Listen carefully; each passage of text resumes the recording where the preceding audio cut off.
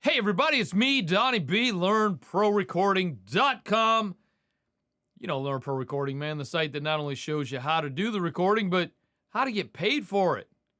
Today I've got something super special for you. Look, I've been mixing for a very long time. I mixed live for a long time as a touring engineer. Then I came in the studio, and now I'm a mix engineer here in the studio. And I found that if I've got a checklist, so I'm prepared to do my mixes, it helps me get to the mixing process faster and be more efficient in the mixing process. I actually have templates set up that I use for when I do mixing, when I'm setting up mixes in the studio, that kind of thing. I have a particular way I do things and a particular way that I like to do things. Like I like all my drums to be in one place. I like them all the same color. I've just got this mixing checklist that I like to go through each time that I set up a mix. I thought I'd share that with you guys today. So I want to give it to you for free. Go grab it. LearnProRecording.com/mixprep. Just go grab it. It's going to help you be a little more efficient, get to your mixing a little bit quicker. Hopefully it's going to help out. And I'm going to show you some stuff that I'm going to run over the mix prep checklist with you today. And hopefully you guys get something out of it. Again, go grab it. It's 100% free. I'll put a link down below in the YouTube description in case you missed the link. And let's get talking about mix prep.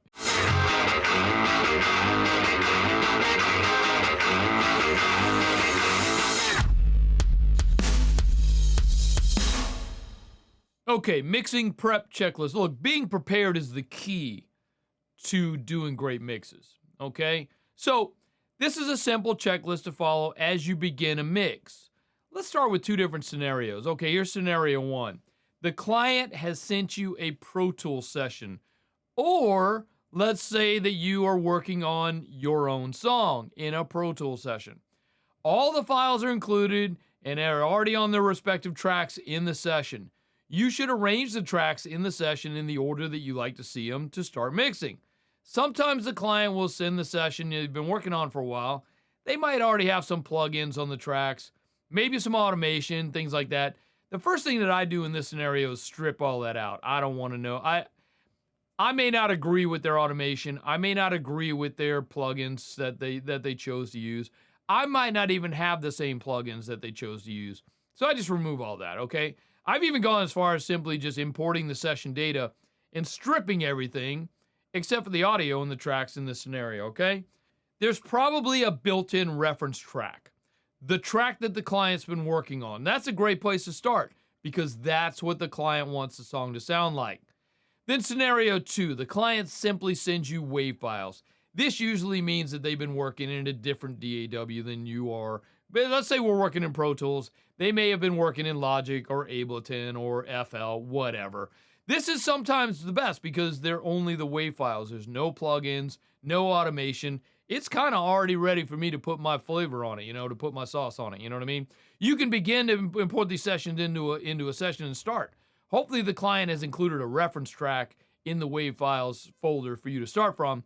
Hopefully the files are appropriately named. This is always a big thing, man, having the files named. Sometimes when the files come from the client, they're not properly named. They're just named Audio 1, Audio 2, Audio 3. I honestly don't like to start there. I usually send that back and ask the client to name their files, okay? So the following is a simple checklist of what to do first, what to do second, what to do third, etc. Okay, this should help make your getting started to the mix process faster and easy and quicker. Less file management. You're starting your mix sooner, okay? Remember, this is simply my opinion and in no way meant to be exactly how you should do it. This is merely the way I like to get this task done. Some engineers start with a template, and myself included. Some engineers just dive in and start without organizing the session. Some engineers would just put an EQ and a compressor on every track because that's how they do it. Look, there are no rules. Just be you, okay, and get it done. Does anyone really care how you do your mix? Not really. They just love the results. So be you and mix. Session setup. Look, this is not DAW specific. I'm not specifically talking about Pro Tools. I'm not specifically talking about Luna or Logic or what have you, okay? Just whatever DAW you're working in, create your mix session or start from a template if you know what you're doing and you've already been there, or just start it from scratch. I suggest when you do get together a great mix session that you like to start with every time, create it as a template so you can always go back to it, okay? You could just simply import the session data from the client session and start there. That's the easier way to do it. Make sure all the tracks are labeled correctly. If not, try to label the tracks.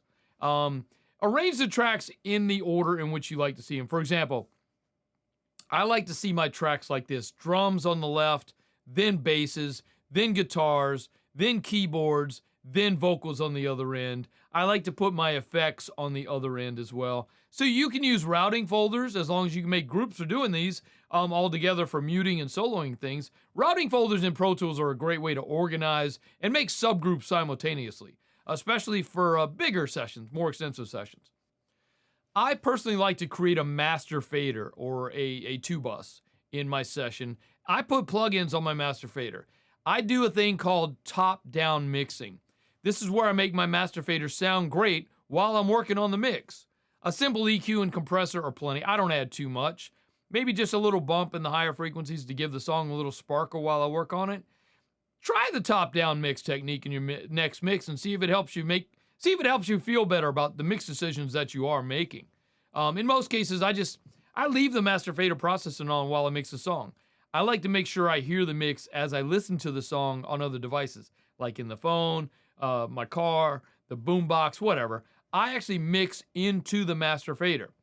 Recently, I've been using the God Particle, Jason Joshua's God Particle. If you guys have not checked out this plugin, go check out that plugin. It is amazing for this top-down mixing scenario that I like to do, okay?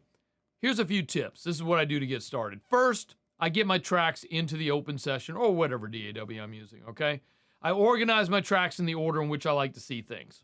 I create groups of like instruments and vocals. I color code my groups. Look, there's no standard as long as you can see all your tracks together quickly. That's why I color code. I want to see all my drums at a glance. I go look for my drums at a glance. They're a different color than everything else. Create any auxiliary tracks or subgroup tracks that you might need. You guys might like that. I do. I create, a drum group, a drum auxiliary group, a drum subgroup track. I replace, I snare reverb, a vocal reverb, delay, a guitar reverb. Whatever you like to do, I create those tracks. I create a master fader and I do insert an EQ, Pro compressor in Pro Tools, or I do set it to bypass, right? And I make sure I listen to everything and double check that, make sure my internal routing is correct and that I can hear everything. All right, I begin by listening to the song. While I'm listening to the song, I'll drop markers along the way for the arrangement. So let's say I need to go to the second chorus. I know I dropped a marker so I know where chorus 2 is. So drop markers at the verses, at the chorus, at the bridge, the basic arrangement. So next I'll unbypass the EQ and compressor that I inserted on the master fader, and then I'll adjust it so it sounds good. Just a little bit. Understand that's the overall mix, so you don't want to add too much. Just a bit. No huge master fader moves just yet, okay? Set basic levels and panning. This is the very beginning of your mix. Starting to make things sound awesome without any processing on individual channels at all. The first thing I do is levels and panning. Make the song sound awesome with just levels and panning. When you feel that your mix sounds pretty good with just levels and panning, now you can start to add things to enhance things together. Let the mixing begin. Get settled in and start mixing. Now's the time to work your mix magic. The old timers say that you know your mix is done when everybody in the band thinks they're the loudest. Think about that for a minute. That means that everybody can hear their instrument and vocal part perfectly, plus everything else in the mix. Look, the bass player is listening for the bass. The vocalist is listening for the vocals. The drummer is listening for the drums. So on and so on and so on. As long as each member of the band thinks they're the loudest, your mix is done. Hey, look, hopefully this helps motivate you and gives you some insight into how others begin a mix. Try additional techniques and try new things when you can, man. This is all about growth, experience, and simply getting better at what we do. look, for more information like this, check out, well, I have a course, my LPR 101 course. I'll put a link to it right here. In the PDF that you guys downloaded, this link will be clickable. But Learn Pro Recording, learnprorecording.com/LPR101. Real simple. LPR 101, it's an awesome, awesome information to get started as an audio engineer, producer, studio owner, if that's what you want to become, if that's what you want to be. Not a problem, man. I can help you do that. That's what Learn Pro Recording is all about. Learn Pro Recording is not only about teaching you and helping you learn how to be a better mix engineer, how to be a better recording engineer, etc., but it's also more about helping you start and run and grow, scale your business as an audio engineer, as a producer, as an artist even. I can help you. I can help you grow. Reach out to me if you have any questions, please. info@learnprorecording.com. Again, my name is Donnie B.